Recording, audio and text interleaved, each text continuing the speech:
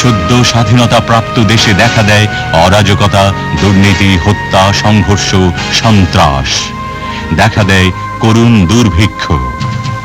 স্বাধীন জাতি হিসেবে অতৃপ্ত বাংলাদেশে ৭৫ সালের ১৫ই অগস্ট তদানীন্তন রাষ্ট্রপতি শেখ মুজিবুর রহমান সপরিবারে নিহত হন। খন্দকার মোস্তাককে দেখা যায় রাষ্ট্রপতি পদে।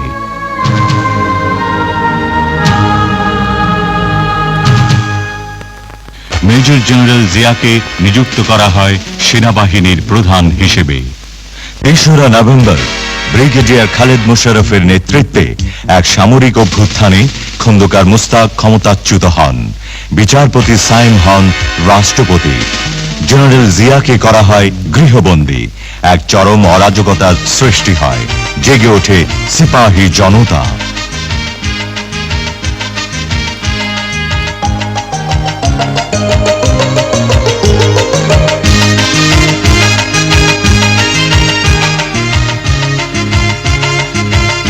মুক্তিযোদ্ধা জিয়া তখন বের হয়ে আসেন সাময়িক অবরোধ চূর্ণ করে ৭৫-এর ৭ই নভেম্বর।